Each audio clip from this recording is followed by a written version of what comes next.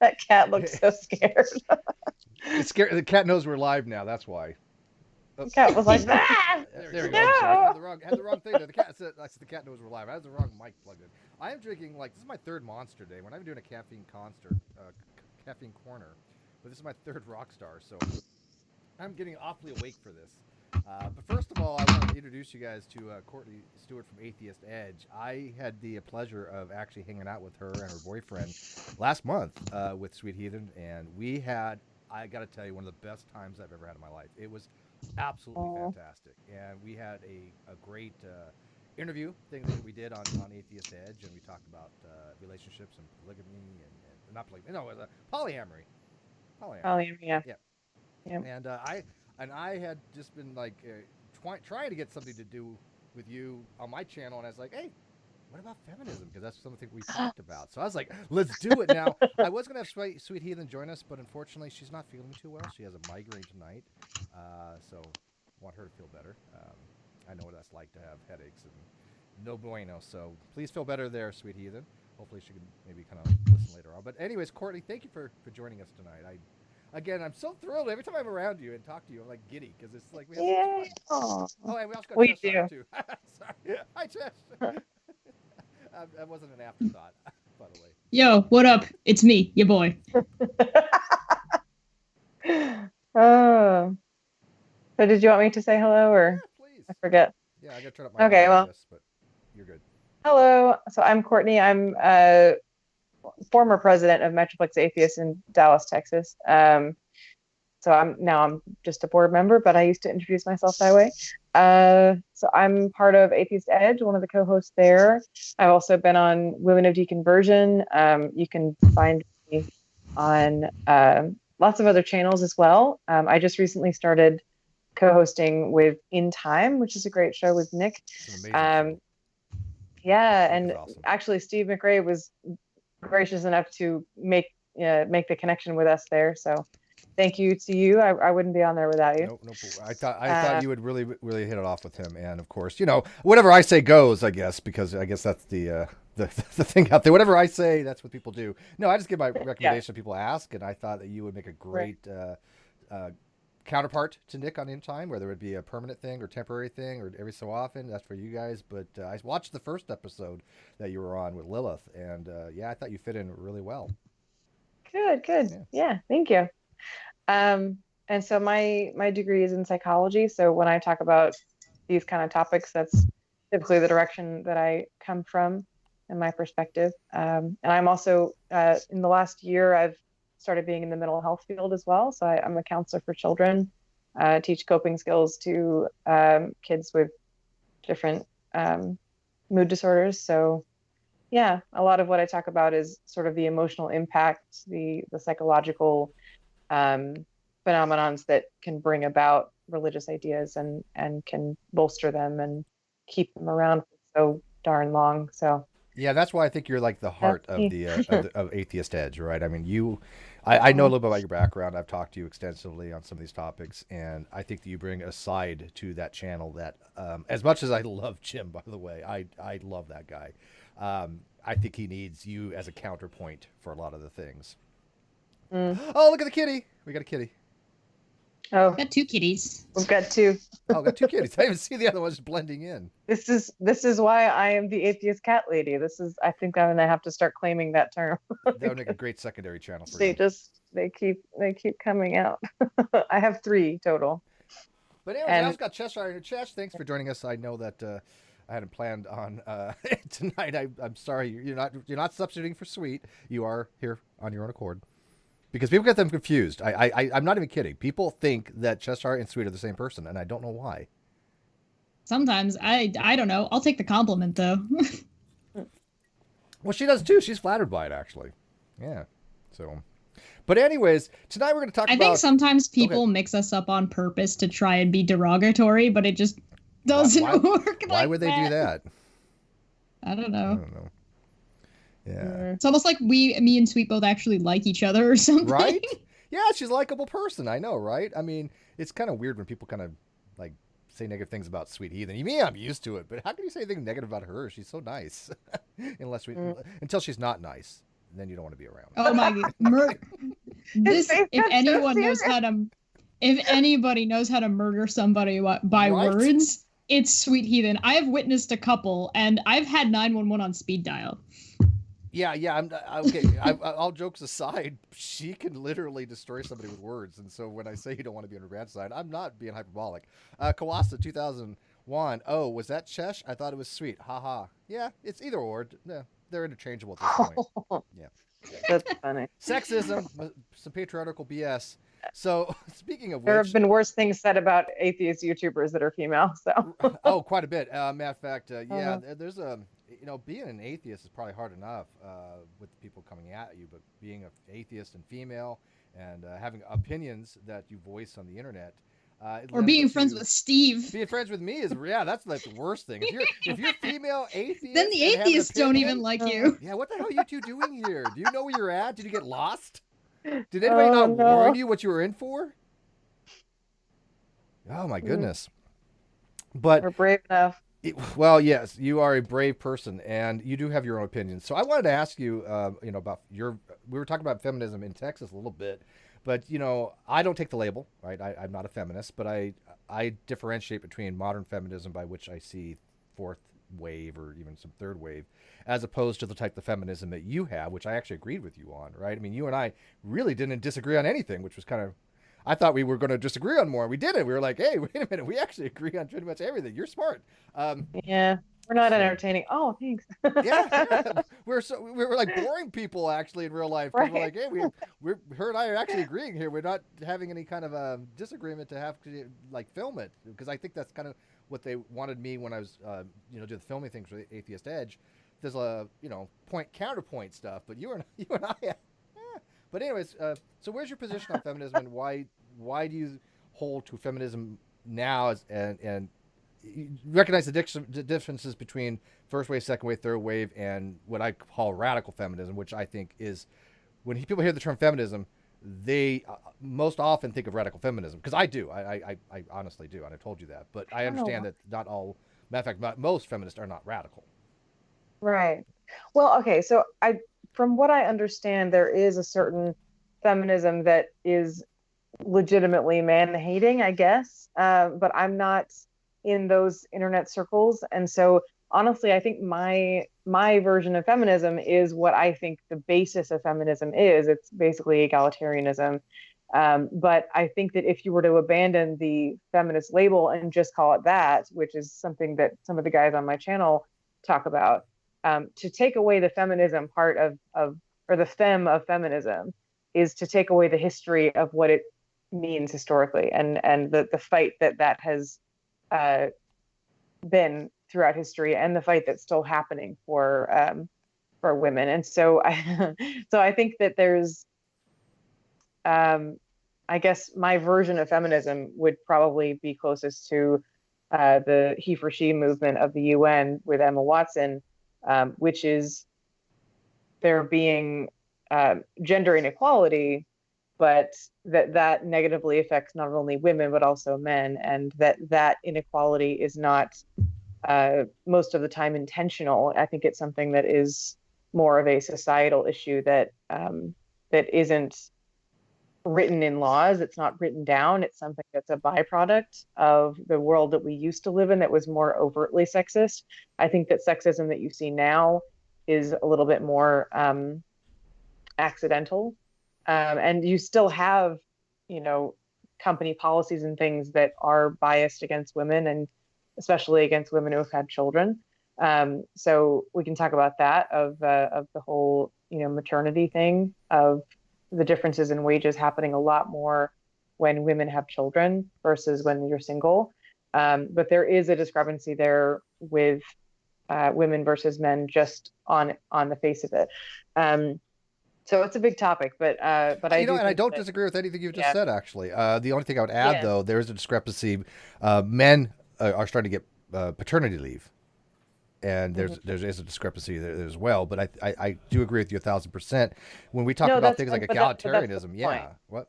Yeah, so the paternity leave is combating that idea, but the idea isn't really the time. It's the perception that raising children is mostly on women's shoulders. Right. And That's the been a stigma career for difficulties, society, right? yeah, and the career difficulties are much more likely to affect women when they have children than the men who have children.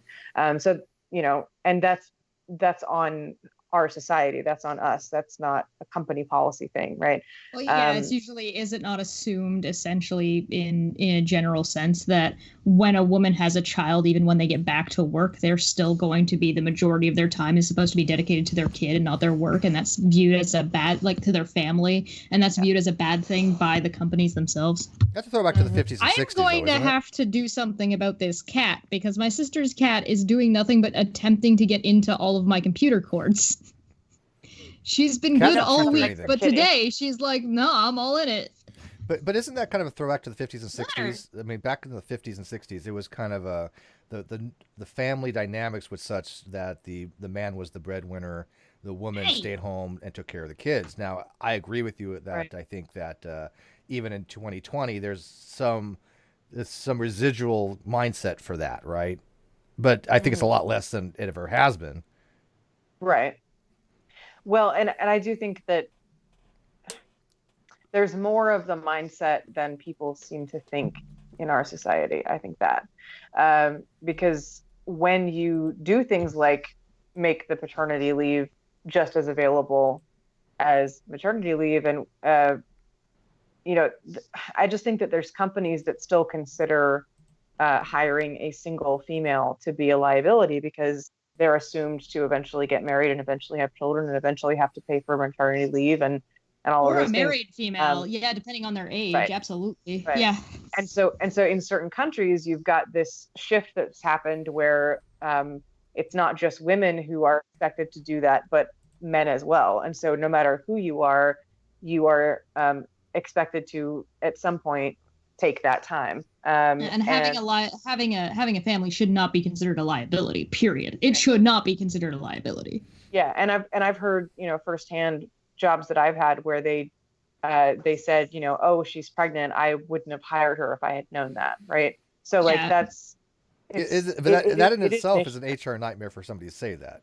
That has legal ramifications all over it. Yeah. So. Yeah, I heard a manager of mine say that about a girl that we had hired. And I think that that's just the perception. But I think there are people who, like the guys on my channel, not all of them, but some of them would say that, oh, well, that's just the reality of that. It is a liability because the company has to pay for that. But it's like, well, do we want to live in a society where that burden is put on women only in terms of the decision to have children or to not? Right. Kwas asked a question. He says, for 10,001, Miss Courtney, would you be talking about the postmodernism influence to feminism as well? In my opinion, that's the culprit behind radicalization, other than the internet. Yeah, culprit is in quotes. Yeah, culprit. So unfortunately, I do have very solid ideas about what I think about feminism, but I don't know a lot of what the internet says about feminism. I'm not on Instagram. I'm not on a lot of these forums. So I'm not too clear on what some of those terms mean and the differences between them, because I'm just not privy to those conversations. So if you ask me what I think of a certain scenario or what I think things should be, I can tell you that, but I can't comment on the differences between what's talked about because I don't know. But I love the way you put that. Explain it to me. Thank you. I love it, but if you guys want to explain that to me, I can probably give you my take on it. Postmodernism is going to be more like the what's his name? Jordan Peterson. Type. Peterson? Yeah, because a lot of radical feminization came about because of Canadian here laws about certain things, which you can touch on in a second. But I wanted to tell you that I like the way you put that, because you're talking about, give me a scenario and I will tell you what you ought to do in that scenario, which is something I like, which is ethics, right? So you're explaining feminism in a way that would relate to me, because you're saying, hey, look, this is what should be done, which is the right course of action, what we ought to do to have equality, or even better than equality is I think it's equity. But I don't think that you need the label for that. I understand the historical context for it and why people don't want to lose it, But I think what's more important than just the having a label for feminism is that, hey, here's a situation where you have an inequality between, the sexes or whatever it is, whether it be pay or, as you said, maternity, then that needs to be addressed. So what is the course of action to fix that? That, I think, is what people should be focusing on. But you're the Canadian in the room. What was the whole Canadian thing with Jordan Peterson, Chesh? Like the thing that he got famous off of? Yeah, the HR bill. He lied about what Bill C-16 was. C-16, Bill C-16 essentially brought trans people into the protected class in Canada. So we don't have freedom of speech here the same way America has freedom of speech. You can't harass people here. So essentially, if I say some kind of slur against someone's religion, as soon as I remove their ability to walk away from me, I am breaking the law. So if I if I keep doing it and I bother them about it incessantly, I'm breaking the law at that point because they no longer have the right to walk away because I'm taking that right away from them. Bill C-16 added gender terms to that, misgendering somebody to that. Yeah, and by the way, we always has a rule in the debate community is that anybody could walk away from discussion at any time for any reason. And I think that kind of holds ubiquitously in any kind of situation. If you and I have a conversation and you don't want to talk about this particular conversation, why would I want to continue with you? Why should I harp on you to have that conversation? That's almost harassment at that point. Yeah. It's essentially what it is. It added that. So same as like a racial slur or as like going after somebody for being, I don't know, Jewish or whatever you may be, they added transgender people into that protected class with their pronouns. So essentially, if you misgender somebody over and over and over again in an attempt to harass them, it's against the law. And you get a fine. I'm so baffled. That's the first time I've heard that description of that bill because I'm baffled of how badly he mischaracterized that. He completely misrepresents it entirely. It's not whatever he said about it is just a straight up fabrication. He made it up. Yeah, well, he's really saying like if you didn't obey the law, you get fired from your job or something like that. Well, you can get fired for breaking the law, yes, depending on the law, and that just depends on the workplace. The workplace can make that decision that if you're harassing somebody in the workplace, you can be fired. Yeah, well, but that's kind of applies to any kind of harassment, isn't it? Though. It does. They add in protected classes under that to make it more of an issue, so that way minorities don't. Like they have a little bit more of a leg to stand on if that kind of discrimination is happening to them in the workplace or out on the street, in a bar, whatever. Yeah. But if I misgender somebody incidentally, or it's by accident, or I'm just not used to whatever gender this person has now changed to, they can't charge me with that. Mm-hmm. Right. Well, he was sort of making it sound about compelled speech. So not only needing to stay away from certain speech, but being compelled to use certain speech is what he was arguing with. Yeah, and that's not what the bill said. That's right. Yeah, that's not what the bill said. Yeah. You could characterize it in the way that you were compelled to use their proper pronoun, because not using their pronoun in a derogatory way is a dick thing to do. Well, it'd be the same. Well, yeah, but it's just like any other thing, though. If I use some kind of slur toward Courtney, something that is meant to be insulting to cause harm to her, whether it be a pronoun or whatever, that's frowned upon in the workplace environment. That leads to a hostile work environment. Yeah, exactly. Right? Yeah, these were already laws that have existed for a very long time, and most of them actually already existed via the provinces. Most of the provinces had already adopted this rule. It was just moved into a federal level. That was the only change that really actually happened, and it just brought transgender people into the fold of you're protected under these laws. Yeah, the federally protected classes. I respect Jordan Peterson way less now. Way less. Well, I already don't have a lot of respect for him because he does use his expertise. Well, you don't like the lobster man? I'm not a fan of Peterson. Let me get that on the record. I'm definitely not a fan of Peterson. I'm not either. However, and that was a weird way of me saying that, but I'm not. But I'm meaning I respect him even less now. Like, oh God, because he's Because I already some things he might be interested in listening to. Some things, but the most of the time, I think he's trying to be very verbose for no particular reason, and I don't know where he's going with half the time. What his some of his arguments. So, well, yeah, that's because what he's doing is he's not making an argument. He's letting other people decide the argument, so they'll get behind it. So they'll read into. He makes them think that he's backing whatever they're saying he's backing, even though he never actually says those things. Yeah. He's manipulating the audience for popularity and for money or for whatever reason. A really good way of describing Jordan Peterson that I've found is that he says a lot of things without saying anything to make you think that he's saying whatever you want him to be saying.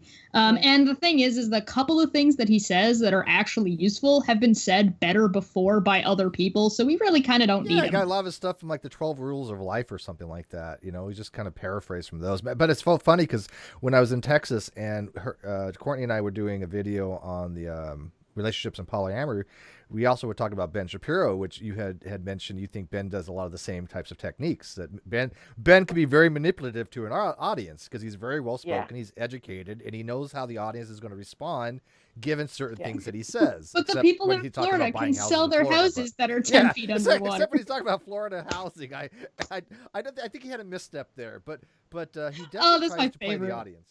Right, Courtney? I think because the guys on my channel were saying or on Atheist Edge were saying that Jordan Peterson, he's smart and he means well or something, like that he really means what he says. And I was like, no. I was like, no, I have to stop this conversation because I have to tell you. Yeah, I was like, hey man, no, he's very smart. He's smart enough to know that what he's saying is very misleading and very far from the point and very manipulative. And so it's like, no, he knows exactly what he's doing and he is just a talking head. So I was like, no, we are not having that conversation. Do you remember the conversation that Peterson had with Dillahunty and Ozzy was actually in the audience, and he had asked a question. It's a very good question. And the question was basically, to Peterson, what is to you constitutive of an atheist, right? What is atheist to you? Oh, yeah, I remember. I saw that. Yeah, and he started going off on War and Peace and basically, going into Dostoevsky and trying to talk about the character having no ethic, blah, blah, blah, which was completely irrelevant. I mean, legit irrelevant to the topic. And he was like, no atheist actually exists, basically. Yeah, and it's like, wait a minute. Yeah. First of all, the person that he's describing is not an atheist. It's somebody who's more sociopathic, doesn't have empathy, that doesn't have remorse for their actions because in the story, he kills the old lady or whatever it is. But well, you could do both. You could be an atheist and also a sociopath. Right, but he was trying to put them together in an odd kind of way because I don't know any rational person who hears the term atheist would think of that. That is not indicative no, of what it's a characterization. Like he's trying to characterize atheism as if it is something that would require these traits. Yeah. Right. So, because nobody thinks that, well, then I guess I'm not an atheist because I don't follow those traits. Or I guess that these people that I'm talking to aren't atheists because they don't follow these traits. So nobody's really an atheist unless you're like this very extreme ideal, but he's using a character that doesn't exist on purpose. Yeah. For everyone that's dealing with ethical considerations and dealing with morality. Right, because nobody could really, quote unquote, be that unethical. Therefore, nobody is really an atheist. Because keep in mind that Jordan Peterson's other argument is that all of everything that everybody does is based on, like, all of our moral systems are essentially based on Christianity. Or crustaceans, or lobsters. Yeah, or lobster. Everyone's a crab people.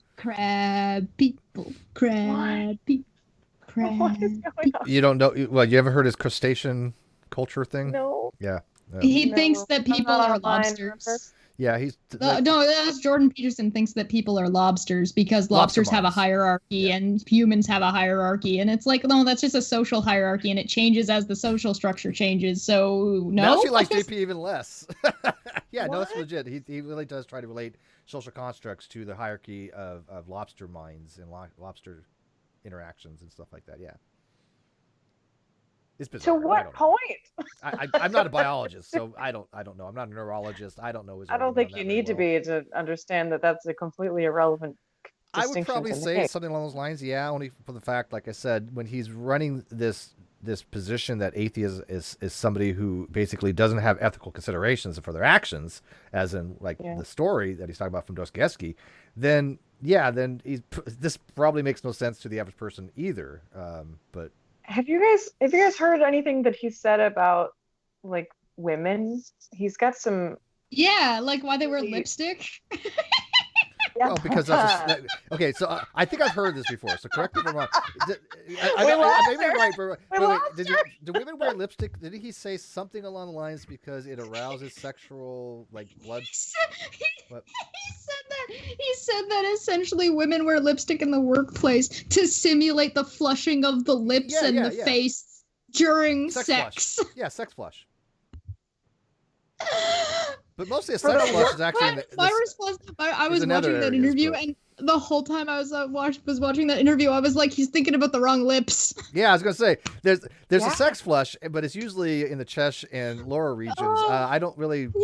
I mean, he's never had sex, not real sex. He's never had good faking sex. That's what I'm saying. Yeah, he's never had his wife's faking it. Yeah. Well, Tim Minchin had that reference of the evolutionary biologist saying that the red lips and that it means the. Yeah. What are we allowed to say on this channel? I don't know. Knock yourself out. I mean, this channel gets demonetized every video. It doesn't matter. Makes it look like the lips of a happy vagina, right? Yeah. So that's that. But I mean, why in the workplace? I don't understand. I don't understand the reason behind that either. And by the way, there are other colors for lipstick other than red, by the way. He's a walking HR nightmare. I need to not understand anything. I'm gonna do the rest of the interview like that. Can you imagine walking around to your job going, hey, by the way, nice sex flush? Right. Why? I don't know. He's so inappropriate and does not know or understand how to react to women in the workplace that he's made the decision to be like, no, women should just not be in the workplace. Let me that's a good point. Let me ask you that. Do you think that like Jordan Peterson is like this kind of socially awkward around females? He makes me so uncomfortable. Well, no, well, that's different though. I'm not saying are women feel uncomfortable around him, but do you think that he feels uncomfortable around women, and so that's why he comes up with these weird things? I hope because he seems socially awkward to me. But he's a professor. Like he has students. That's really scary. That he's like, oh, I'm gonna any student who's wearing lipstick. Like, is he thinking that about them? Like, fuck. I thought he got kicked out of the university in Toronto where he was teaching at because of the Bill C-16 stuff. I could be incorrect, but I thought I remembered reading that. Don't quote me. I don't remember. He was making like $12,000 a month on Patreon. I mean, he probably could afford easily to, and I don't get that. I really don't understand how he's making that kind of money. I don't know what he did, but he basically got he essentially got people who would otherwise be very rational people to act like he created a religious following. Essentially, I wouldn't call them a cult. And I wouldn't call them radical. They're not, but there are people who think they're like groupies who seem to think like whatever Jordan Peterson says is correct and it's right essentially no matter what, and they'll argue these things to the death, and they usually tend to think they're very intellectual people. Oh, like they're very like Adam Friend. Yeah. That are incels. Yeah, I like Adam Friend. I get along with the guy, but he is a huge Jordan Peterson fan, and he relates Jordan Peterson as some kind of guru, right? As some kind of like because keep in mind, Jordan Peterson, whatever Jordan Peterson says, because it's so wishy-washy, Adam can impose. And if we don't understand it, we have the limitation, right? Well, and keep in mind that it also makes you think that you're really smart because you get it. But there's nothing to actually get. You're just imposing onto whatever Jordan Peterson is saying. And I'm fine with not being smart enough to understand JP. I don't get most of what he says. And for Adam to think that he does is probably too. Yeah, but he does. I notice a lot of the Jordan Peterson followers, they think that if you don't understand Jordan Peterson, it's not because of what he's saying. Is that you're not enlightened enough, you're not educated enough, you're not intelligent enough. It's so religious. It does sound a little bit religious. You don't get it. Yeah. Well, that's why you do notice that within those forums, the people discussing Jordan Peterson don't actually discuss what he's saying. they don't have those arguments between each other, even though they all have different viewpoints. They're all just talking about how nobody else really understands them, and it's all just a giant circle jerk. Well, yeah, that's. I know we're kind of migrating from feminism, but that's okay. That's what we do on this channel. We go all over the place. But I think that's a good point for religiosity a lot. Like for certain people, even when I was religious, when I was a theist, Courtney, you were never a theist, right? I was. You were. I don't. Cause I remember. I don't remember your background on that. We've talked about it. My boyfriend wasn't. Okay. You talked to him. Okay. But I was, yeah. So when we were theist, I don't remember ever thinking to myself too much, hey, you know what?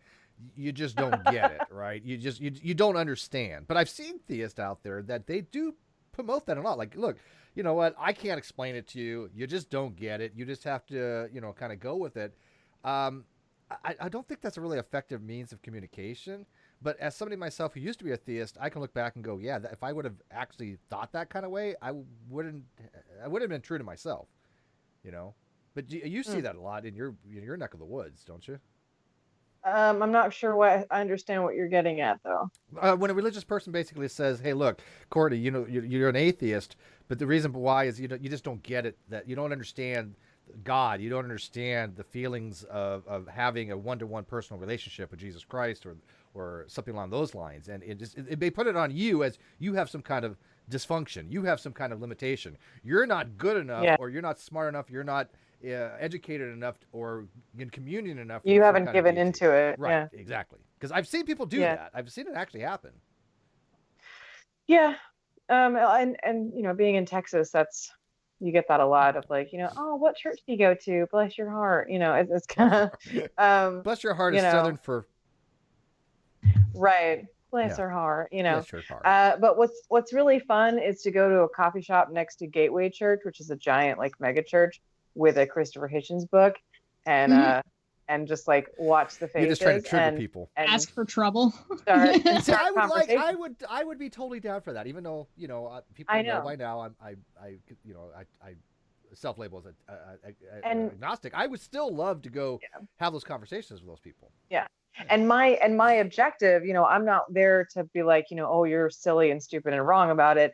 I'm there because I want to read at a coffee shop, but also if I get into a conversation, I really love the opportunity to educate people on what atheism actually is and what it isn't and what they might have misunderstood about it.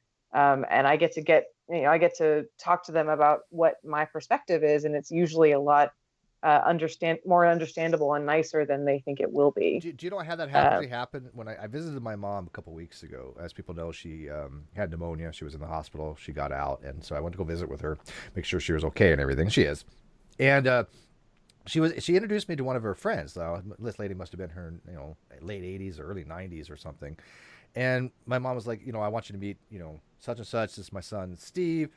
He's does stuff on the internet. He talks about religion and does other stuff. And this lady was a hardcore Christian, young Earth creationist Christian. And she's like, oh, so you're a Christian? And I'm like, no. And she's like, oh, I'm so sorry to hear that. That was like what she said. I'm so sorry to hear that. And I was like, oh, so you're an older creationist, young Earth. She's like, oh yeah, the Earth is 6,000 years old. And I'm like, yeah, I'm trying to tell my mom, this is what I actually spend my time, or used to spend my time arguing against, right? And, I was trying to be polite to the lady, right? But at the same time, I'm like, no, I don't believe any of that. Matter of fact, I believe it's all bunk. But she was just very, Jesus has to find yourself in your way to your heart, and he'll give you the truth one day, or at least you'll know after you're. Jesus has to find his way, like he doesn't know. Does he need directions? But here's okay. Look, here's my position on this. That's a good point. If you think the Earth is 7,000 years old, which I know not to be the case, scientifically that's BS, completely utter BS, right? And if you're trying to convince me that there's a higher power and something along the lines of Christianity, by using something that I know is automatically going to be wrong, is not the vehicle that I think a deity would use to get to me, right? Why would a deity say, hey, Steve, here, I'm going to send you this person to tell you something that you know is wrong, like, hey, Courtney, 2 + 2 = 5, Jesus loves you, right? you're going to wait a minute here. Why is Jesus telling me 2 + 2 = 5? That's not right, Jesus, right? That's what I hear when I have these conversations, right? So I want that T-shirt. Can we do hey, that? 2 + 2 = 5. Jesus loves you. That's it. Therefore, 5, it needs the three. Therefore, Bible says so. Therefore, Oh we start our no. merchandise one of these days again. Jesus loves you. People are like, what I'll does put it that on mean? my We don't list know. of my list of stuff. Oh God, that's what I'm saying. We had so much fun in Texas. I got to tell you, I don't do this often, but I'll do it this episode. I have to apologize to Texans. I was wrong. I've always really not liked Texas. I was not a fan of Dallas, Fort Worth. I flew with them a few times, and I got to tell you, I was not a fan of Texas. Yeah. But this last trip, they were the nicest freaking people I've ever talked to. The Atheist Christian Book Club, every one of them was just awesome. The people that we went like Sweden and I went to a couple different clubs and some other places. We talked to people and the bartenders. Everybody in the state was nice. The Uber drivers were nice. So on behalf of me, I apologize to all Texans for not, really liking them. Did you have their barbecue? They were great. It was really they really changed my mind on my perception of Texas. So, well, we're very nice people. I wasn't talking. We're about known you. for being nice people. Okay. Texans. Oh, you see my cats being friends. No, you guys were awesome. I mean, Atheist Edge they were very, very accommodating. They were very friendly. We had such a great time, and I do want to go back. I really do. So. That, by the way, that one I was holding is named after Cara Santa Maria. So there you go. But I will never like Canadians. Oh. No, I'm kidding. That's fine. I'm kidding. Oh man. Whatever. I don't even care. I do wonder, like, so back to the feminism topic though, is that I'm curious about, there isn't really like an established feminist like organization, right? Like there's different ideas that people have.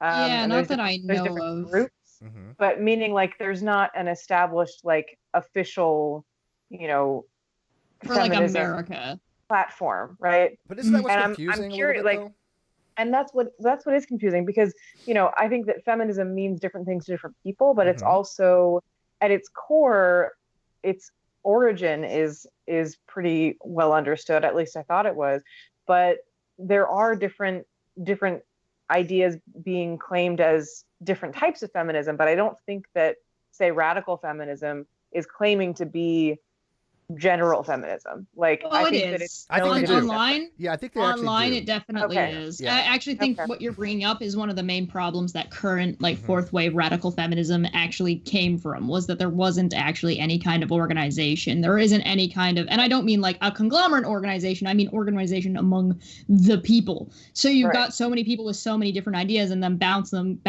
ideas off of each other, where they just get the snowball just starts, and you end up with this really extreme viewpoint, and the fact that if you don't agree with us, you're the devil kind of shit, because they're disorganized. And because they're so disorganized, they just kind of lash out, because there's no direction into how do we actually approach these kinds of, and sometimes they have legitimate problems, sometimes they do make legitimate points. However, when the answer to it is all men need to die or whatever, that's not a solution. Yeah, no, I agree with that. When I see them try to place all of the ills of society on men, right? Or when they try to emasculate men, that's why I think there's a lot of pushback. That's why I push back. I don't want to be emasculated. I happen to like being a man. Okay, I happen to enjoy it. But I don't want to feel like I am somehow burdened because of the historical system, which I had nothing to do with, right? I mean, I wasn't around the 50s and the 40s and that kind of all that stuff when the family was the man brought home the breadwinner, the nuclear family. Yeah. So, look, I mean, I see a lot of fourth wave feminists. I see a lot of feminists in modernity. To them, the problem is men, right? And instead of trying to find a solutions, like you said, you're trying to say, hey, look, here's some problems. What do we do in this situation? How do we fix this kind of stuff? They're not doing that. All they're doing is pointing out the problems. I think there's a little bit. Go ahead. Well, I think there's a little bit of an issue with what you'd said when you said, well, I don't want to be burdened with this. Well, unfortunately, everybody is burdened with it. We need everybody to fix any of these problems. Unfairly burdened. Unduly burdened.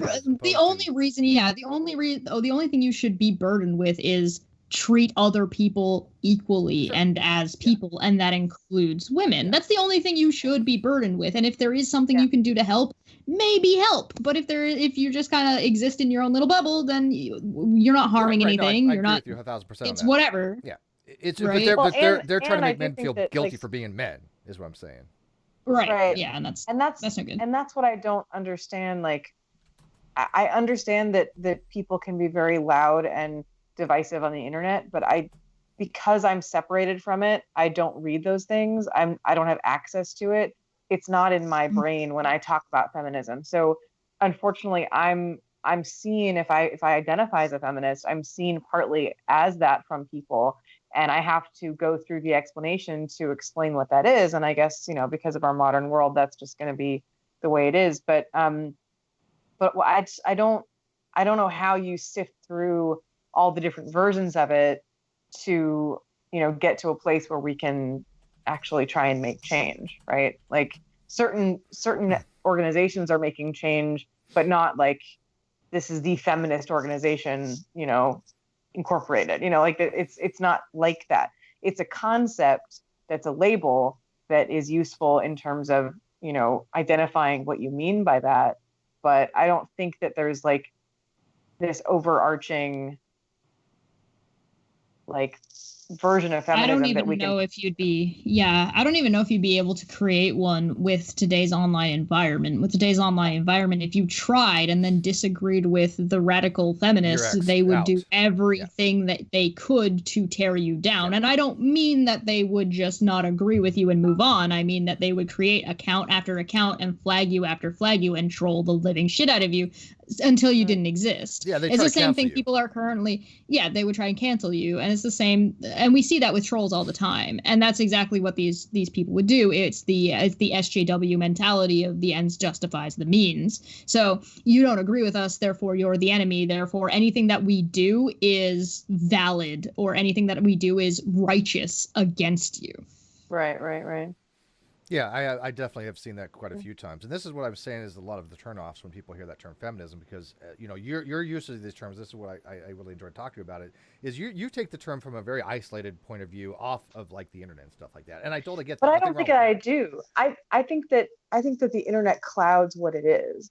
I think that if we are talking in terms of the history of what it's been historically and what we use it for in everyday life, I think that we can understand what that means, but it only gets clouded when you enter into this like Twitterverse of all the different opinions and all the different radical things. Like I feel like it's at its core, we understand what it is, but it gets confused when you enter into this like online debate where it does snowball. And I mean, you're familiar with TERFs, right? TERFs would be the when people have like these radicalized, trans. Exclusionary radical feminists, that's taken feminism to such an extreme, right? That you if you disagreed with them, you would be canceled. They would go after you. This is why that doesn't speak for feminism, is all I'm saying. But the reason why I'm saying, the reason why I would say that you would just be running into a problem is if you want an organization, they need a way to communicate, and they need a way to get their information out of who they are and what they're standing for. And the only way you're really going to do that in modern society is through things like Facebook and Twitter, which is the platforms you're going to need to at least even get the word out for people to even come to whatever meetings you're doing, especially if you want that large of an organization, or an organization that's going to be able to like go to Congress or something to actually make change. But you're not going to be able to do that because of the radical nature and because of the way that Twitter and Facebook run their rules on their pages. They will just essentially remove you from the internet and bully you, or essentially try and they'll either get you canceled, or they will start doing things that will affect your real life. Unfortunately, nowadays, online is real life. It's part of your day-to-day, whether you like it or not. So I would they do it all the time. I don't disagree with you in that they don't actually represent feminism, but they're so invasive and they're so loud, and they use such unethical tactics that they force bullying, it so that they're that kind of stuff, and trying to get false flagged and removed and deplatformed. I think the only official stance that there could be in terms of an organization that has feminism is, UN, he for she kind of thing. Like these certain movements. You'd immediately be wrong as soon as you added he. No, you're wrong according to the radical. But I'm not saying. I'm just saying that there isn't a central organization like what you're saying. Right. But yeah, no, I'm just saying the steps you would need to do. But Chester's trying to say that in the internet type world, I know. As soon as you add he, then some feminists would be like, you know what, we don't care about he. I get it, but yeah. I get it, but if they listen to the message is they won't. I know. Oh, yeah, I'm agreeing. That's why I stopped myself. I was just like, okay, yes, okay, absolutely. But in the real world, these people are going to do what they're going to do, and they're going to, freak out and okay. But the UN is something that's established, and it's going to have a stance on a lot of different things. And yeah, I don't think that it's impossible to have this campaign that rolled out of he for she for it. I don't think it's impossible to still do that because it still happened, I'm not saying this is impossible. What I'm saying is that if you want an organization that's going to be large enough and have enough of a say to even get to the UN, you're going to have to get past this radical thing that's going to try to cancel you the hell out of existence. You're not going to be able to door-to-door flyer this. It's not going to work. It's just not the way things work anymore. So you would have to do some kind of campaign online, but before you would even get your campaign rolling, it would get shut down. I think the problem is that, and I'm agreeing with Chester on this, is that I think what happens is if you have like somebody yourself that has these views that you want to get out that most people would agree with, I think they're very normative. If you don't appease the more radicalized people on the internet, you don't appease the ones that have not what you're trying to accomplish, but we're talking like 50, 60 steps down the way, this radicalized thing where they're way beyond third wave feminism, which most people would not be much for. You're not going to get your foot in the door because they're going to shut you down. They're going to vilify you. They're going to demonize you. They're going to character assassinate you. They're going to bully you to where your voice is not heard. We've seen this happen countless times. It happens to us. I mean, even Atheist Edge gets people, oh, why do you have Steve on kind of thing. That kind of stuff is what they do. It's cancel culture because they don't want to have to address what you have to say because we agree with what you have to say. They'll find a different way to try to prevent you from saying it. This is what we see happen frequently on the internet. So even though you have a moderate voice that I think all of us were going to agree with, it's a shame that you're not able to, have a bigger platform to get that voice out to denounce some of the more radicalization of feminism, because I think that would help the concept. Well, it's self-destructive. It's self-destructive because the radical feminists do want change, but they are not willing to compromise to start even allowing change to happen because they view that compromise as a loss towards whatever righteous fury they seem to have. Yeah, it's more of as you said, it's more to them. I see a lot of indignation. They a lot of, like you said, they want to be outraged. I think it gives them fuel for their. Well, that too. But the thing is, they're not willing to actually do anything that would they're not willing to grant credence to something like that maybe they don't agree with to allow for forward progression in another area. Like they're not willing to make that. Yeah. And what's also interesting to me is that because that whole like radical feminist Twitterverse thing isn't a building standing organization, it's not going to like. Oh no, they're not going to be able to make any change. No, they are active. They're ineffective. That's not what I'm saying. Not what I'm saying. What I'm saying is that they're not going to calm down and like progress away from that stance. If individuals in that group are going to calm down and like, come to their senses about this stuff, more other people will come in and take that place. You know what I mean? Yeah. It's kind of a mob. It's a mob that individuals are going to choose to stay in or leave or enter into later in. It's kind of always going to be there. Yeah, I mean, one of my friends, Brittany, who I talk about frequently, Brittany Simon, she was been on the show many times.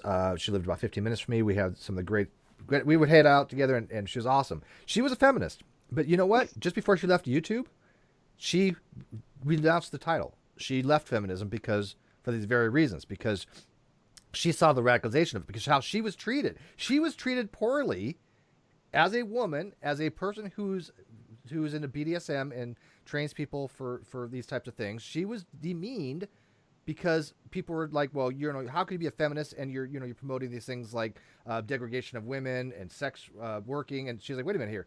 That's what feminism is, for our choice to do these things. How are you coming after me? It's my choice to do these things, which what feminism is supposed to be about, choice. And so she got really a lot of pushback from that and some other things about how people were even in the communities, people were like, oh, you know what? We don't want to have safe and sane any longer. What we do is we don't even want to ask any questions. If you want in these communities, we don't want to know your background. We don't want to know if you're a murderer. We don't want to know anything because we don't want to violate, certain things. It's like, wait a minute. No, you got to have some kind of guidelines in these types of communities to be safe. And she felt that there's a change in these communities because these radicalized versions of things were hijacking it to try to say, oh, we want so much equality at the same time with the forsaking of safety. And imagine trying to leave that kind of a situation, right? Because she's no longer on YouTube, by the way. She would have had to make that kind of a change after she was part of that group. She would have had to leave the internet entirely for potentially forever because of the way. For safety reasons, exactly. These people are an actual threat, and it's the same kind of stuff Steve deals with. It's the same kind of stuff I deal with. It's the same kind of stuff Lily Jean deals with. It's the same kind of stuff Defango deals with. All of us have to deal with this shit. Real quick, we got a super chat. I guess. Oh. I guess my go ahead. My moderate version of feminism is taking back the label of feminism. Like, it's bringing it back to what it's actually supposed to be. But I'm not in this world where I'm as affected by some Twitter troll thing because I'm not part of that world. No, and so the thing is there's you being on this show makes you part of that world. So the thing is that now people are being on Atheist Edge. But what's more let me finish because this actually goes a lot further. Because the thing is you show up on Atheist Edge, you show up here. As soon as you show up on anything in any capacity, they can find you. They can look for you. They can do whatever they need to do. They can make 100 sock accounts. They could make fake accounts for you. So now you can't. So they've got like 10 or 12 different accounts that are now pretending to be you. So now they're going to, as you, start making start saying racial slurs, starts making whatever kind of remarks, and then they're going to then say anytime you're going to do an event, go to anybody who you're thinking about getting that event to go to because you have to promote, and go to them and say, hey, look at all this racist stuff she said. Oh, hey, look at this stuff. And they'll just fabricate an entire thing. So the problem isn't, I agree with you that it would be great and to make progress to take back feminism, but I don't think that's possible. Not because I don't think it's possible to move forward and make change, but I think it would be more detrimental to try and take it back than it would be to create something new. The trick is I'm just trying to think of how it would be possible to get, like, I see where you're starting from and I see where you want to go with it, but you're going to have to navigate a shit show to get there. If that makes sense. But Emma Watson already is. Like, well, she gets a lot with of shit. That whole. Yeah, she does. But she's still alive. You know what I mean? Like, I don't. Well, do you think the labels are that much important? I don't. I get it. I get that. It's insane what can happen, and that those consequences are real. I get that. Very. It's just that, like, I understand. I don't know, like getting behind like something that the UN is doing that is actually like in foreign countries helping girls get into schools. Like, that's a real physical thing absolutely. That's happening. And I think those needs to be promoted. That people outside of this debate can get behind, right? That people outside of that internet world, outside of the conversation of feminism are getting to. And I don't know, like, I don't know much about how this like internet world is working now, because it seems like it's always changing and getting more complicated.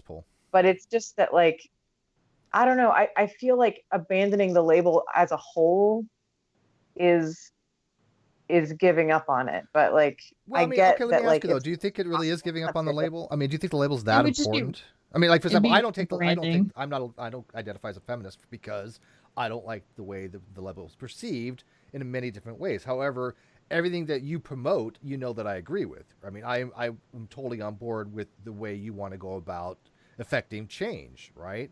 So to me, the I label's also not don't. that important. Well, because the in like the context of the UN thing, feminism still means what it used to mean to them, right? Like, and what they're promoting it to with the rest of the world is that still means something. Yeah, I could see in that because the terms rest of of the what it world, is. they're going to Does that probably make not sense? have that. Like it's the not radicalized a versions. completely abandoned thing by everybody. Because you're just saying that to the UN that they're trying to get, like you said, decent schools for women. They want to get rid of these cultures where their women are subjugated, and the hijab and all that, whatever the hell is there. So hijab. Your best bet in that case then would be to promote each individual activity, right? Yeah. So getting schools to women, okay, promote that activity and promote that as whatever name you want, and then promote this as this thing. Now, yeah, it all would be feminism, and it would be pro women, and it wouldn't be anti men. But if you start utilizing and trying to promote with certain labels,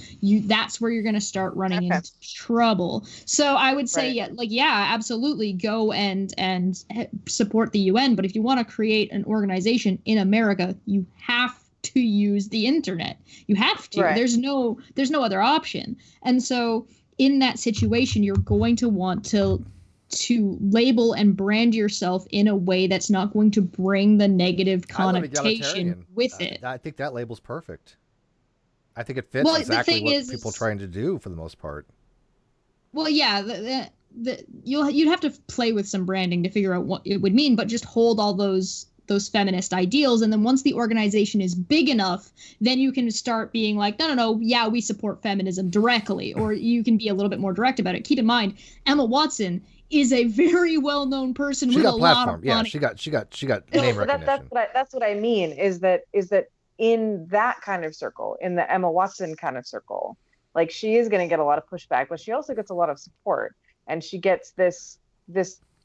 I think she's taking back the label, and I think supporting that, and on our individual level, at least supporting feminism that like that. Well, let's get Emma in here. Let's get Emma in here and talk to her. Real quick, got a super chat. Kawasa again. He says there's a postmodernist quote narrative constructed around the quote origin of inequality in the radical circles, that society is structured to be misogynistic at a quote subconscious level. It's BS. And that's that. By the way, I agree with Cross on this. I think that narrative that somehow in society there's a huge thing that everything boils down to this misogynistic thing, which again makes it, oh, you're a man, therefore you're the problem. Being a man is not the problem. The problem is these ideas we have of what we consider to be a normative social type structure for families and things like that nature, which, by the way, I agree needs to change. I think the 50s are those types of things are just completely outdated, right? I think it might be a little bit deeper than that. Yeah. Well, can I just differentiate, because you said two different things there of the idea that like our society is inherently misogynistic. I'm not sure if that's true either, but that would be separate from all men are the problem. Like that's separate. Yeah, those are two separate things. Okay, I'll give you that. The whole misogynistic nature of that would include women's views as well, like of each other. You know what I mean? Oh yeah. And so that's very separate. That wouldn't be men are the problem. That would be misogyny is the problem. But doesn't that usually stem from men? You don't see too many women that are misogynistic for the most part. Yeah. Yeah, you do. Do you really? Yeah, you do. I see more Sandra. Yeah, you do. But yeah. Okay. It's a mentality that's passed maybe in our society by both men and women. All right. No, because the people holding down girls for female genital mutilation are other women. Yeah. The people promoting that I can definitely women. Grant you that. And so that's real quick, Nick has a question. First, he says Courtney made a great point about the history of the term and why egalitarian doesn't work. I think it kind of does, but I think there's room there. But a question, he says, can men be feminist? What would that mean? Why not? What? Well, if feminism is a concept, then sure. Okay. So feminism, from what I understand it to be, isn't only for women. It's historically focused on women because women needed the most help from it. but feminism is about is about equal opportunity for men and women, equal treatment for men and women. And that includes things that negatively affect men as well. Things like being able to be emotional, things like needing to be the primary breadwinner and things like that. So those kind of like societal toxic pressures. Masculinity that people are like, oh no, you're saying men are bad because you're saying toxic masculinity. No, we're talking about toxic behaviors and expectations for men that aren't fair to men. Men, yes. We're not saying that all masculinity is toxic. We're talking about how men should feel comfortable in being themselves and not have that's normal. What I think a lot of people see is the fact that there's some women out there that do promote this narrative that all some form of masculinity is toxic, which is nonsense. I happen to like being masculine. Well, there's also a lot of men who do that as well. I don't want to feel ashamed. This is the problem. No. There's a problem here. It's both men and women that are promoting the negative parts of these ideals. Yeah. And the issue is that it's not women promoting anti-men. It's men and women promoting anti-men. It's people with bad motivations, bad ideals, who think they're self-righteous about whatever it is that they're pushing because they're egocentric driven to feel good about themselves. And so because they need to feel good about themselves, they say, oh, look at me, I'm part of this cause and you're a bad person, but that makes me a good person, when it doesn't. This isn't a thing about gender, it's a thing about equality. These people are making it about gender when it's not. It's about everybody being able to actually be treated equally and not have things that are toxic pushed on them because of their gender. And women telling men like, oh, I get really irked when men cry. It's like, why? Why do you care? Yes, right? I don't see that very often. I can't be with men. No, I've heard women say that in Texas. Oh, it freaks me out when men cry. I can't handle it. They can't be a man that way. Like, what? That's a little odd. But that's exactly what it is that this is a real issue of our society telling certain people that they need to adhere to certain gender role things and that they only have certain things available to them. Yeah, no, I could see them. I'm not agreeing with this, but I can see them making an argument that, hey, look, if there's a man that cries over every little thing, I spilled my milk, I'm going to cry over it. That I could see being a little bit, hey, come on. But there are legit. But that's not because they're a man. No, I agree. Yeah, absolutely. Right. Yeah. But there, for men to look, I lost somebody and I broke down like a baby, right? It's a very painful experience, right? People have to let loose and express themselves. And sometimes, obviously, you don't have any control over it, right? When you're sad or you're depressed or if somebody hurts you, these things are instinctual things that you just have a response to, right? And so I don't know how that would be an argument for people when they say, well, man shouldn't do that. Sociopath. Yeah, it's like, wait a minute. So what do you mean by man shouldn't do that? You're saying that a person shouldn't be human. They shouldn't have empathy. They shouldn't have compassion. Exactly. That's what drives me nuts when I hear those types of things. And to me, that is what the idea of feminism combats against. It's about whether you're male or female, you having the freedom to make the choice to be whoever you feel is right for you and having nothing standing in the way because of what you identify with and the way that you behave. Those are the gender that you behave as. In that way, it's about freedom, it's about expression, it's about choice. And that's for men and women, for men to be as emotional as they choose to be. But we do live in a society where certain men are incapable of crying over things that they should be able to because of the society they live in and because of what they're raised to believe about themselves. Well, it's about that. The Messenger Reveals asked a question on this. He says, like, do you see, as a statement, but he says, you see misogyny in Christian churches from women. And do you think there's something to be said there that you're talking about when men aren't able to express themselves? Do you think a lot of it is from maybe because of religious upbringing? Oh, a lot of it. Absolutely. Especially if you look at anywhere other places around the world. Like America has its way of doing things and Canada has its own way of doing things. And you'll notice a little bit, a lot of the issues that America has, Canada still has some of them, but they're usually not nearly as bad until you see like a couple of the extreme, like every once in a while you get somebody with a really extreme idea.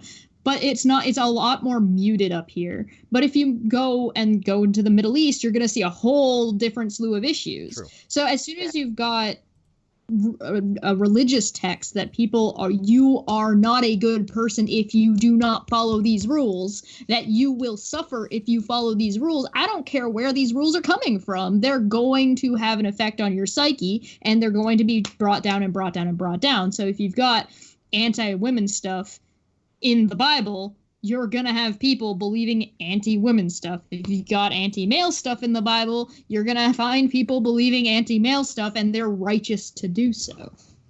Yeah, and Mr. Atheist, if you watch probably just any episode of his, you're going to come into contact with which I don't. Rhetoric. Yeah, okay. So Mr. Atheist has not a fan, obviously. Oh, okay. Yeah, anyway, but a lot of his stuff is responding to religious rhetoric on YouTube from these texts and from YouTubers that promote religious ideas, mostly Christian ideas, and a lot of them are misogyny against men and against women both, and they're promoted a lot of the time by women.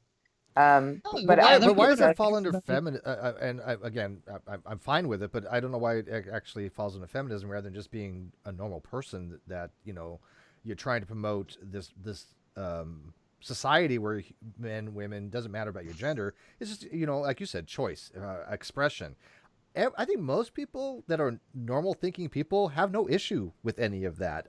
I don't know necessarily where it requires under a label, Yeah, no, you put it under feminism. For me, that's the label for it for me. But it seems to me that it's perhaps that feminism has evolved into because feminism has been successful historically in helping rebalance those scales between genders, that it is actually now at a position where now that we're getting close to balancing those things out, and we're trying to now add men in more into feminism, that feminism is kind of evolving into everyone and not just about women anymore. It's about everybody. Even though, like, historically, women needed the right to vote, needed the right to work, and it was about women. Whereas now it's not so much just about women anymore. It's about a little bit about everybody. So it's kind of evolving into decent people, including more. So that, but we had to get to that means, hey, point. Don't be a bad person to people. We had to get to that point first, though, to get to the point of that women were in a position where, like, okay, now we can actually start focusing on these next issues. And then once those issues are dealt with, we can start adding in these next issues, because it's a matter of climbing some stairs. You can't just jump to the top step. You have to take these steps first. So it seems to me that feminism is evolving into something more than, since it's not just about women anymore, and calling it feminism confuses people. Because it's not about women anymore. It is about egalitarianism. It's about everybody being equal and creating less toxic environments. Yeah, talking about less toxic environments for both men and women. It's humanism focused on gender issues, is what it is. Yeah, exactly. Yeah, and I think I agree with both of you on that. These terms, when we take a label like the term feminist, it conveys something, right? And in your circles, when you use the term, they know how that's interpreted, right? The UN knows how that's interpreted. And I think Chester's pointing out that online, that term has different connotations. And so if Chess were to say that she's a feminist and you were to say you're a feminist, you guys could be vastly talking about two very different things, right? Yeah. Now, I don't think you are, and I think Chess is absolutely right. I think that the term feminist, even though, like you said, is inclusive of all that, it is basically now, just men, women, it's all about the choice. It's all about the respecting of others. It's about the respecting of the person. You start calling yourselves pro-choice. I'm sure that won't be confusing. Yeah, pro-choice. Yeah, that's a good point, though. If I say I'm pro-choice, and I'm meaning that to be, hey, I think women should have the right to choose what they want to do. If they, they want to be a sex worker, they want to be a stay-at-home mom, whatever the hell they want to do, it's their choice. I'm totally down with that. But if I say I'm pro-choice, people are going to go, wait a minute, so you're pro-abortion, or you're more along the lines of, well, I don't, pro-choice isn't necessarily pro-abortion, but you're against having abortions. Thank you. I'm towards more pro-choice, but I don't like third term. I'm glad you made that distinction. It's good. But that's what people would hear, right? Abortion's for everyone. Yeah, some people like that. If I say pro-choice, you're like, hey, you're an anti-natalist, right? You want to kill babies. Well, no, that's not what you mean by the term. Well, I would also be able to respond to Steve with, well, what do you mean that women should get to choose to be a stay-at-home mom? Does that mean the men don't get a choice? Well, men no, it means everybody. I guess nowadays. Yeah, sure, the point is that everybody should get a choice. Yeah. But if you call it feminism because it's focused on the female gender and historically is focused on the female gender, it no longer communicates effectively what you're actually standing for a lot of the time. Okay. So I do think that I know. But also I do think that in defense of it still being about women primarily, like feminism, it's about the fact that gender, so he for she is about the fact that gender inequality affects both genders negatively. So the fact that they are unequal, but that women are below men in that inequality, it's still about feminism. Like it's still about promoting women to also positively affect men in the process. Like it's still, feminism is still primarily about balancing the scales to help women be equal, but also the fact that doing that would benefit helps both men as well. Yeah. The thing is so that I think that it's still about women primarily. I just think that a lot of the issues are so now closely knit into both genders and not just, women need the right to vote. In some areas of the world, it is. Women need the right to vote. Right. But because a lot of especially in not in like third world countries and not in places like the Western and more developed countries, you run into an issue where the issues are so closely tied into both genders that feminism gets misunderstood and easily hijacked by this radical group who's like, no, if you're a feminist, you have to be pro-women, which means that you have to be against men, because if you're pro-women, you can't be for pro-men too. It's a dividing line that is essentially, I know it's not that. That's just what they're trying to make it. It's what they're trying in this country specifically more than everything. I think you're right though. If the term feminist in the Arab countries would have a lot more impact, right? I mean, yes. Right. Yes. Well, yes. And 100 times. And yes. So in that the case, U.S. as well, though. I think there are lots and lots of places in the U.S. where you have the same level of extremes. Where you have religious groups. There are level extremes. I've been over the Arab countries. I know that. I know. Pretty bad. But what I'm saying is, you still like the stuff that happens in the Middle East is brought here. Agreed. Like there are people who are still, killings and shit like that. So I think that message is still, it's relevant here, but also I do think that there are very extreme, maybe not that extreme, but very extreme subjugation of women still in the U.S. So there's slavery in the U.S. Like there are things that are really, really bad. Not to that level. I think part of the degree that would help that then is to utilize the term feminist in those Middle Eastern countries to help bring that up, because that will quash the problem of immigrants bringing those issues into another country. So you have to raise it up here to be able to negate it coming in over here, rather than just saying, hey, don't come to my country, or rather than saying and using feminism in that way.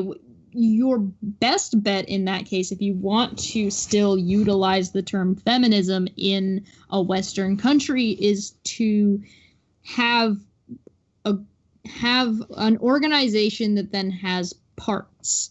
And it's an organization that has, here's a part for men, here's a part for women, here's a part for the egalitarian one, the one that works for both. So you would hit feminist issues, you would hit issues for men, and you would hit issues that affect both genders extremely closely. But your feminism one is not going to be as big. It's not going to be like this grand push. It's going to have to be like, again, focused on promoting positive things for women, right? So instead of saying that, oh, we're a feminist group, but we're also picking up these male issues as well, you say, no, we're a group and we're taking on men and female issues. Here's this section of the group. Here's this section of the group. And then everybody works together when it's something that is very, very codependent or it affects both a lot. And then you start, instead of pushing like, hey, we're feminists, you push, hey, we're from this group that focuses on everybody and we're trying to help these women in these situations that have been brought over, or these women who are being sex trafficked, or these women who are not getting education. Does that make sense? Well, so I do think that, again, like there's a clarification of the usefulness of it being like of feminism. So like, I feel like I'm saying like a lot. Okay, so there's I feel like I'm 16. So there's the reason that emotionality is seen as a weakness is because it's seen as a female trait. And so the negative way that these gender inequalities affect men, it still boils back down to women being underneath men. And so that's the reason that men's issues still belong within the label of feminism as it is. So I understand what you're saying about sectioning it off, and that wouldn't piss off the radicals as much, right? But I would. I know, but it feels like it would take away from the idea that of the root of what feminism is about, is that feminine traits are not any less valid than masculine traits. And so that's kind of the root of where a lot of these issues stem from, is that when men express traditionally feminine traits, that's where they feel like they're suppressing their humanity, right? And so they're not men then, yeah. Yeah. And so these human traits that everyone experiences are being labeled as masculine or feminine, and masculine is being seen as superior to feminine. And so in the business world, in all these different scenarios, so in that way, that kind of misogyny is still definitely real, of there being an idea that the feminine traits are less valuable than male traits. So in that sense, I think that's what arguing for feminism in an effort to benefit all is stemming from. It's still back to femism, right? Because fem is about that. Yeah, well, I'm thinking that you're running into a problem in that case. No, yeah, I get what you're saying. I think you're going to run into a problem, and you're going to run into a problem in that you're still making it about gender. You're focusing on it's the word itself is going to be a detriment, is turning into a detriment to your goal, right? And because what you're excluding people outside of that binary too. Right. So the thing is that the word itself has so much history and so much baggage with it, for the good and for the bad, that it's actually going to be a detriment to your goals at this point. So I honestly think an evolution of the term would be a better solution, and not being attached to the term feminism. Because keep in mind, in my 3-step, these men over here, your goal and what you just described still applies.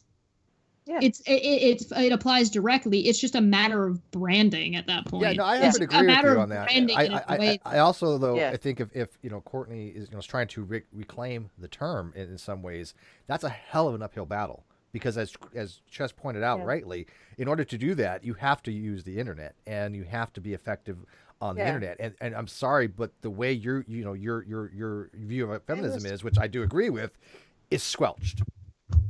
It is. You're going to run into your best way to only if I'm creating an organization. Not necessarily. No, as an individual. Yeah, but hang on, real quick. Helios 575 $5 says, I would love for everyone to learn it and accept that gender isn't a zero-sum game, and you can support both and be against negative stereotypes for both. And I agree with you wholeheartedly on that. Yeah. It is not a zero-sum game. You're running into the thing is that you end up with a situation where it's divisive. It's divisive. You've got as soon as you call it feminism, you're immediately, people are going to react negatively to you, because it's still focusing around the gender part of it. And realistically, the way to move forward and the way to reclaim feminism is to remove it for a bit. Put feminism over in the corner in the little pocket where it can recover from the bullshittery. Just get rid of the fem. Just INISM. Inism. We want to be inclusive. Inism. There you go. Yeah, there you go. Inism. God. There we go. I've solved the world's problems. I've done it. Good job, Yay. Steve. I guess I just wish that we didn't have to do that. I guess that's just where it boils down to. It would be nice, right? I get it. Yeah. If we move it over to the side for a little while, still use the ideals, rebrand it a little bit in a way that it will actually, and then bring it back and be like, well, no, and then just reteach people what the term actually means and stands for, because you've actually already taught them. Yeah. Right? The point is to teach people and advance people and make progress, but using this term is going to be a detriment to the goal of what the term actually means at this point, in my opinion. In some cases, yeah.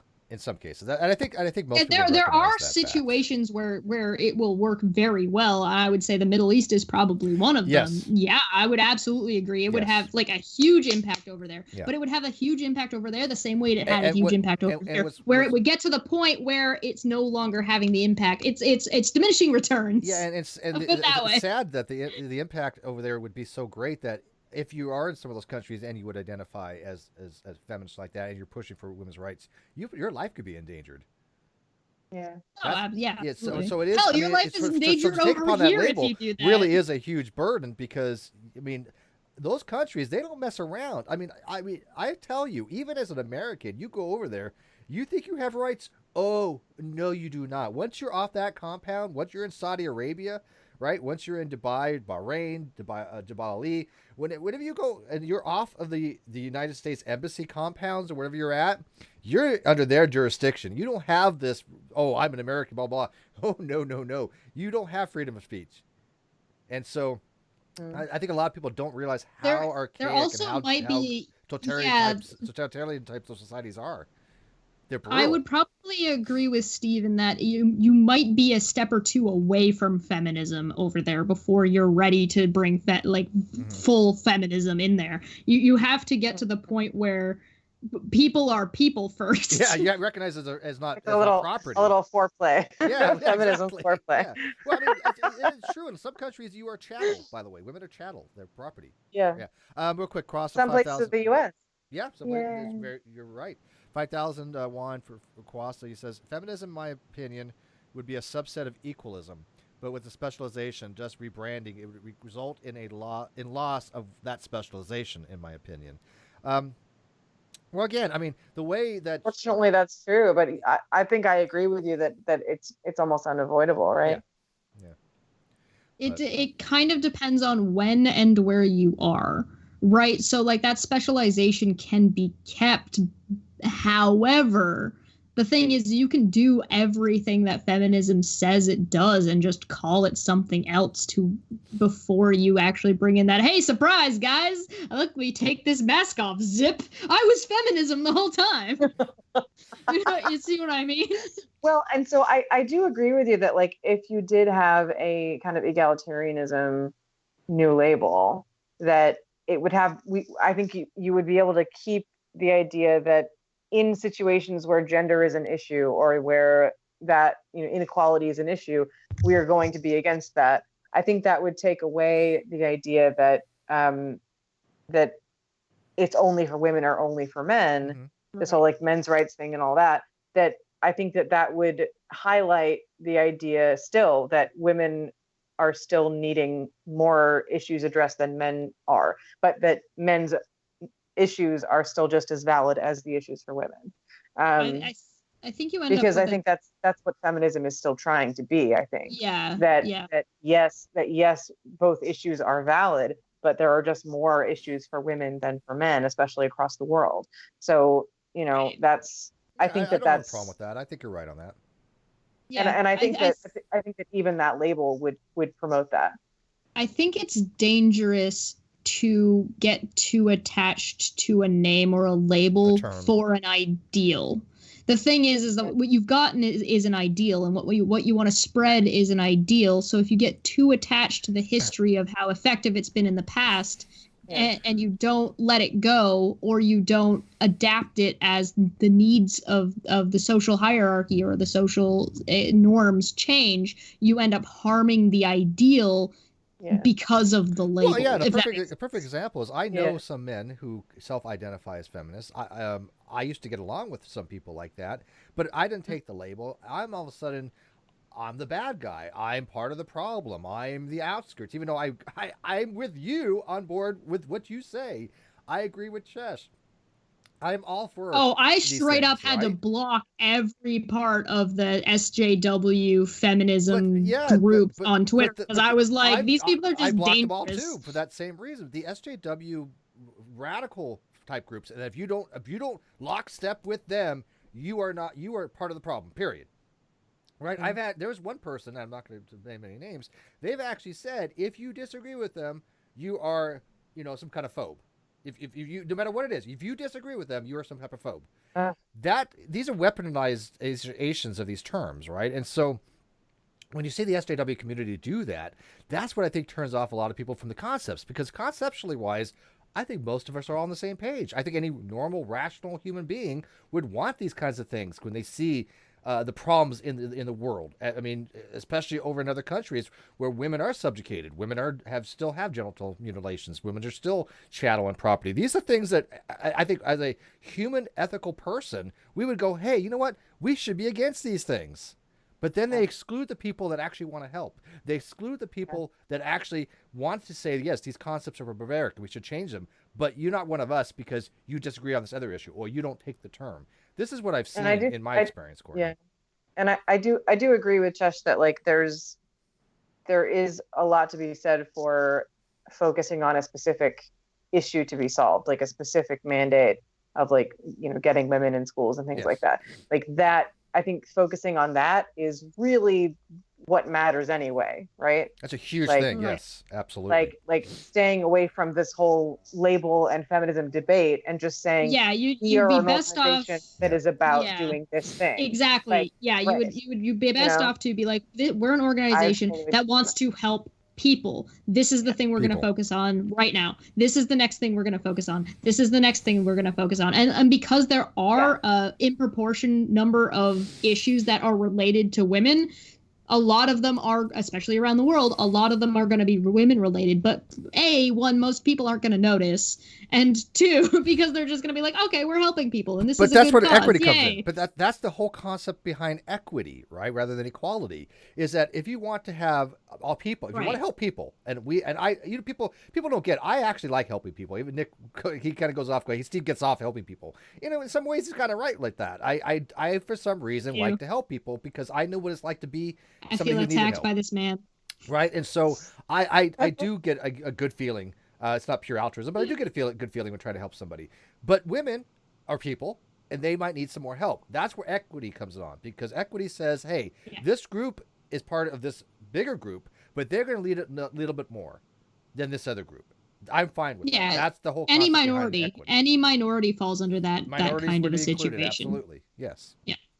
So, it becomes an issue of, if you want, you can still be a feminist organization. However, instead of making it about the political stance or making it about the labeling, you make it about the issue, and you make it about the ideal. Issuism. We'll call it right? Issuism. So I think that's much more worth the debate anyway. I think you're right. Well, and I think you end up with, if you brand yourself in that way and present yourselves in that way, and you don't get caught up in petty drama and petty bickering and all that bullshittery, you end up being able to progress and actually make things change, because you can't change anything or make any progress if you're busy dealing with trolls all the time. You mean you have nice conversations like this for a change, kind of thing? I mean, we talk about some subjects like this that would normally be shut down on every channels or just like go to all hell. But here, it's like it's a nice conversation. Yeah. So nobody's mad at anybody yet. Can I throw another wrench in the conversation? Just as a question. Yeah, and then we're gonna wrap it up after that. So we are hitting the 90-minute mark. Right now, so I'm just curious. I've heard this term thrown around. The whole, you guys are gonna react really badly. The red pilling. Red pilling. Run! So I want to understand what it is, because I've heard different accounts, and from what I understand, the idea is being willing to talk to people who are on the other side of the issue that you're on. And then I've heard other versions of it that are a lot more toxic. So explain it to me. The toxic. Red pilling is generally it's considered to be a toxic term. Yeah, it's the toxic one. There's at no point have I ever heard something called pilling of any color that is good. Blue pill, red pill, black pill. I thought it was just like you know what black pill is? There's black pill too. Oh God, this might have to be we might have to have this discussion on another stream because I'm just curious. I thought it was related because I think that there's been a lot of debate in the feminism stuff. Come with me, and I will show you the wonderful world of the MGTOW, the incel, and MRA. Oh shit! Yeah. All right, so that's a big can of worms. The way they put it is based upon the Matrix, right? So I mean, the red pill would basically, hey, do you want to actually know the how bad society is and the brute facts about this and blah blah blah and the MAGA and Trump and blah blah blah. Here, take the red pill. If you want to be like part of the just not aware, or you want to be it's funny, they actually call it the woke crowd. It's being woke. Right. They're called woke, even though they're about the most unwoke people I've ever seen in my entire life. But that's where that comes from. Or the black pill, which is basically, like I said, incels. But Kwasa for another 2000 says, let's call it feminism plus. No, let's not do that. No. Let's not do that. It's a terrible idea. I think I just was curious because I'm not in this world of like what's said online, and there's so many like memes and stuff. You a chart. World. So I've heard people talk about it, and people ask me, and I'm like, I don't know. So I was just curious. You guys seem to know more about it than me. Well, we've dealt with groups like there's a group out there, Red Pill Religion, that I've had to dealt with in the past, and they are one of the most vile groups I've ever seen in my entire life. That's straight up just disgusting. But they think they're doing some kind of service, right? I mean, they think they're doing some amazing work in society, even though they're basically, in my opinion, bigots. They're homophobes. They're some of the worst people I've ever seen. They're based upon hard Christian or Catholic type of narratives, and if you actually criticize them, you actually go after some of their beliefs, they're going to demonize you. They actually go straight to character assassination. That's being called, these are red pill type tactics that I've seen used. Well, I think the only time that I've heard this term really is Lacey Green, who had a channel called Sex Plus, and she was like very sex positive, and she was very educational about relationships and sexuality, and even things like menstruation and things like that. She was a very positive channel. I love her so much. And she was also very young, and I think she got involved in some of these feminism debates, and she was very brutally treated by being accused of red pilling. And I think it was the way that she described it was that she engaged with ideas of an opposite side from what she was on, and that she had them on the channel and had a conversation with them a lot like what Steve McRae does, of people he disagrees with. He has them on the channel, he has a discussion, and then they go home and they try to learn from each other and find a common ground. And that's how she talked about it, and that she was accused of doing this thing, and she was, people knew her address and all these other things. So like I said, they brutalize people. If you don't, the red pill especially. But I've seen the blue pill. We can't hear you, Jeff. Yeah, sorry. Remember we were talking about like you would get demonized or you would get like people come after you? Those are probably a lot of the people would agree with her. But because she was platforming somebody else that they disagreed with, she's part of the problem. Because those people shouldn't even be platformed because they're basically the devil. The culture, it's cancel culture, right? Because like you said, I will platform who I want. I'll talk to who I want. I will have who I want when I want, and nobody has any say in that on my channels. Now I get shit for that, and that's fine. Those are the people that give me shit. Those are the people I don't want on the channel. Those are the people I don't want to have discussions with. Those are the people that can go recuse themselves and have whatever the hell they want to do somewhere else. I want to have the people that want to have these types of discussions and won't go, hey, why are you having this person on? Well, because I want to have a discussion with them. Let's talk about these things. I don't think any subject is really that taboo. The only subjects I will never talk about this channel, obviously, I'm not going to have somebody who wants to come on and promote like, the Holocaust never happened. That kind of stuff, not going to ever happen, right?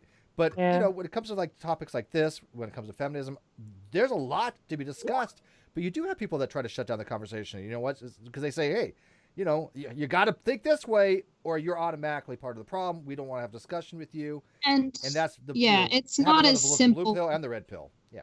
And it's not as simple as like, oh, these people just disagree with me, so they're trying to say I shouldn't do this, or they're going to try and tell other people this. It's not that simple, because these people will make account after account after account. Yeah, they'll make shit up on the heart. Try and downvote you to try and make it sound like you've said that things that you haven't. That you're a bigot, you're a racist, you're homophobe. It doesn't matter. You're a Nazi. They love that term. You're a Nazi. It doesn't matter. And they'll try and find your home address and your home information. They'll get in contact with family members. They'll try and contact your workplace to have you fired. This happens to a lot of us on the internet. And that happens to this woman. Happens to us. Yeah. We have it happen almost daily anymore. Yeah. But it's just part of the, we recognize the fact that, as public figures, I'm not a public figure, but I mean out in public, as far as, we broadcast about ourselves. We get people are going to be like that. There are some shitty people on the internet. You can't get rid of shitty people on the internet. It's a matter of how shitty people exist, right? Yeah, and it's a matter of figuring out how to navigate it. If you can't handle it or don't know how to navigate it, it's just going to get worse. Yeah. And so it's a matter of you need to learn and know how to kind of deal with these people in a way that's going to be productive for you and as minimal productivity for those people as possible. One of the best ways to do it is to make sure that they to have them shut out of all of your stuff and ignore the fact they're going to call you an echo chamber, because the thing is that it's like not an echo chamber. This is hardly like this. This is what I love. We are the antithesis of an echo chamber, and yet people call us an echo chamber. I'm like, are you? Oh yeah. I was like, we are the complete opposite. It'd be like saying, I love Atheist Edge, but it's an echo chamber. Stop talking about the trolls. No, Atheist is not trolls. No, I know. But Atheist Edge. If I said Atheist Edge is an echo chamber, you'd be like, what? But that's what they would say. That kind of stuff. Yeah. Right? And so I know you guys are not an echo chamber. I like Atheist Edge. It's one of my favorite channels. Yeah. And one of the best ways of dealing with them. And one of the best ways of dealing with them is making sure that they don't know what you're going to be doing next. Making sure that you do all of your work in the background until it's ready to be promoted and it's already locked in, and work within a stringent time constraint unless people that you're working with are already well aware of whatever trolls are following you around. Speaking of that, that's a good segue to end with this. You've got something planned this week that's locked in. Oh, we've got an early that time of the month coming this Thursday at 9:30 p.m. EST. And who are your co-hosts for that? Who you have on board for that? Failed at Engineering, once formerly repressed, also known as that. Me, I'll be there, and Sweet Heathen's gonna be there. What a crowd! And that's all about. You want to talk about feminism? Yeah, there you go. That's what that show's about. We just don't call it about feminism.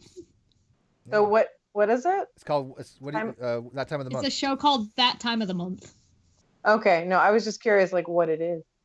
It's a panel of 4 women talking about dumb things women have to deal with, either on the internet, off the internet, women issues, sometimes men issues, sometimes issues women have with men, vice versa. It's probably my 4 favorite women of all time.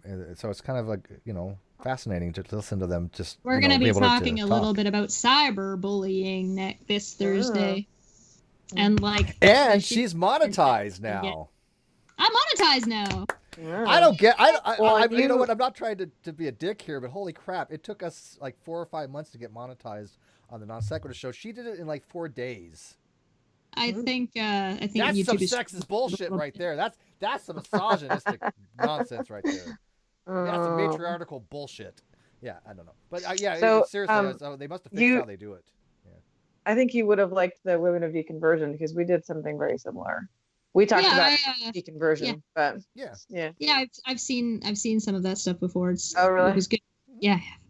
Yeah, it's fun. But it's a little bit loosey goosey. It's a little bit we kind of just talk about whatever dumb shit we're dealing with at the time or have dealt with recently. We don't format super hard outside of making sure everybody gets a say in whatever we're talking about. And I just kind of work in the background to talk to different people and get screenshots of different stuff about things that will be interesting to talk about. There's a really interesting subreddit that I like to go to that's 2X chromosomes. And that's usually talking about women issues, but men are not excluded. The panel is women, but men are not excluded from the chat or from being involved in any way, shape, or form. I've got some terrible news that I just got, and I've just looks like I've actually validated this. Wow. I'm really bad with terrible news. Yeah. It appears, and I'm looking at World News Live. You guys remember Madman Hughes? He lived about an hour or two from here. The Rocket Man that was launching himself into space to promote flat Earth. Oh, yeah. Yeah, it looks like he might have crash landed and died. Oh wow. So I actually liked that guy. Yeah, he was actually very nice to talk to. Now, I'm still going to confirm this, but it's Mad Mike Hughes dead after crash landing his homemade steam-powered rocket in California. World News Live. So we'll validate afterwards. But if that is true, that's a shame because he was a really nice guy. And by the way, I hate to say it, but I did say that if he continued on the path of trying to make these steam-powered rockets, he probably would end up going to kill himself. So, not to be more. Yeah, I don't think anybody's surprised, and he died doing what he loved and wanted to do. So he's got that. Yeah, you know, he did die. If this is true, he did die doing what he loved, and that's more than probably most of us will go out doing. But hopefully, most of us have a lot more time left to go. But anyways, Courtney, thanks for coming in on this. Again, I love talking to you. I think you're one of my more favorite people to have these kind of conversations with, and you and the hospitality that you and Jason and Atheist Edge gave to Sweetie and I, just we have no words. It was amazing. It was amazing. Oh, speaking of which, one of our hosts for that time of the month is here. Hi. Oh, did Manya drop in? Just in the chat. Just in the chat. Okay. Saying hello. Yeah. Because I did invite her to a phone call. But anyways, we're going to wrap it up. Thank you guys for watching this. I think this was a very great discussion. Again, we're going to be doing all kinds of stuff on this channel until we get the Non Sequitur show back, where we can actually have bigger discussions. But until then, we're going to be doing this. And you know what? These are my favorite types of discussions. I love this kind of stuff. I think that's we had a cat here the entire time. Luna was here. A cat the entire time. But that's what this channel is built upon. And so... Cats. Thank you guys, and thank you for the super chats. Thank you for the membership. If you want to become a member, just hit the join button. I do appreciate it. And also, I got to put Cheshire's link in here now because she is monetized. So go over and watch her stuff as well. Yay! See, tell me what kind of ads you get, and if you get an unskippable one, I turn those off. I can't go to Burger King ever again because they have a 12-second unskippable ad. It'll be for Mormonism. I'm not going to Burger King ever again. I vote with my money. Yeah. All right. Good night, guys. Bye. Good night.